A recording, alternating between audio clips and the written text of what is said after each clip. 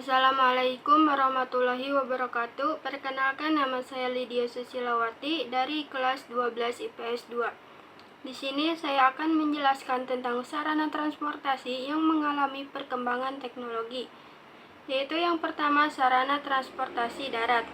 Penggunaan roda diperkenalkan pertama kali oleh bangsa Hyksos tahun 1675 sebelum Masehi, dan penemuan mesin uap oleh James Watt pada tahun 1769 membawa perubahan besar karena transportasi seperti kapal, lokomotif, dan mobil dijalankan dengan mesin uap.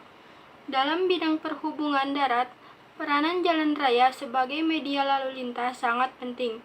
Di samping itu juga dilakukan pembangunan sarana angkutan menggunakan kereta api. Sejak Indonesia merdeka, perkembangan perkereta-apian di Indonesia semakin bertambah pesat, walaupun telah berkali-kali mengalami perubahan nama perusahaan yang mengelolanya, seperti menjadi perusahaan negara kereta api atau disebut dengan PNK pada tanggal 25 Mei 1963. Selanjutnya menjadi perusahaan jawatan kereta api atau disebut dengan PJKA pada tanggal 15 September 1971.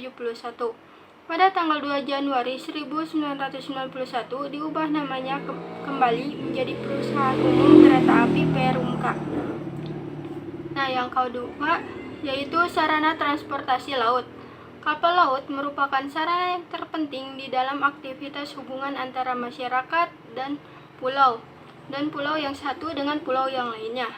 Industri perkapalan di Indonesia berawal dari sebuah bengkel tempat reparasi kapal. Kemudian, bengkel itu berkembang menjadi industri yang merancang dan membangun kapal sebagai sarana transportasi laut yang dioperasikan oleh PT Pelayaran Nasional Indonesia, yaitu PT Pelni. Industri kapal Indonesia dimotori oleh PT PAL Indonesia. Perusahaan ini merupakan sebuah badan usaha milik negara atau BUMN. Pada tahun 1978, PT PAL diubah menjadi perusahaan umum atau disebut dengan Perum PAL.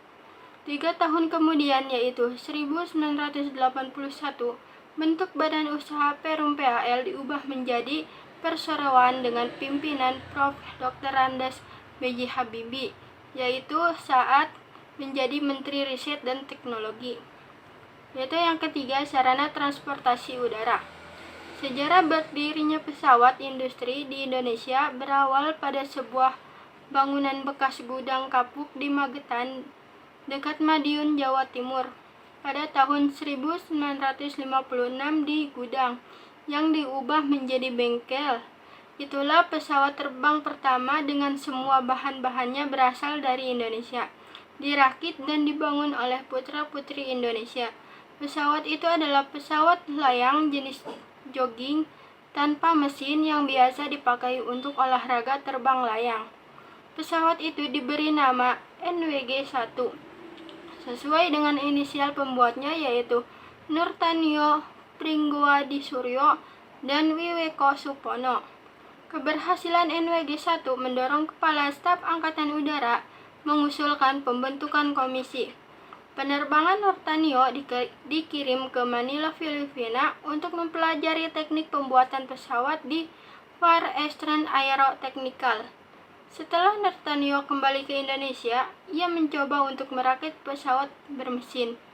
Pesawat bermesin itu diberi nama WEL, Wiweko Experimental Plane. Itu merupakan pesawat mesin pertama di Indonesia.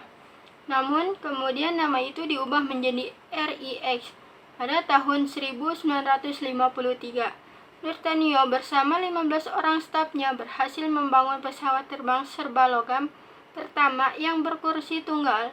Pesawat itu diberi nama Sikumbang. Pesawat itu sekarang dijadikan monumen depan gedung utama PT Dirgantara Indonesia di Bandung. Pembuatan pesawat merupakan suatu proyek besar, maka untuk mewujudkannya, Nurtanio memilih menjalin hubungan kerjasama dengan pabrik pesawat. Tujuannya adalah untuk memproduksi pesawat Wilga dalam skala besar sehingga proyek ini diberi nama oleh Presiden Soekarno. Akan tetapi pada tanggal 21 Maret 1966, Nurtanio mendapat musibah, yaitu pesawat yang ia tumpangi jatuh di Kiara Condong, sehingga menghentikan proyek bersama itu. Pada tahun 1976, industri pesawat yang dirintis oleh Nurtanio itu diberi nama PT Industri Pesawat Terbang atau IPTN. Akan tetapi ketika B.J. Habibie memimpin IPTN, nama Industri Pesawat Terbang Indonesia Nurtanio diubah menjadi Industri Pesawat Terbang Nusantara dengan singkatan tetap IPTN.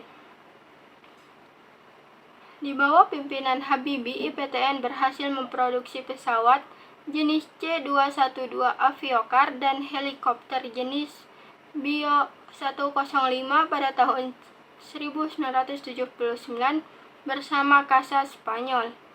IPTN memproduksi CN-235 dan diberi nama oleh Presiden Soeharto. Pesawat CN-235 itu diperlihatkan kepada umum untuk pertama kalinya tanggal 10 September 1983.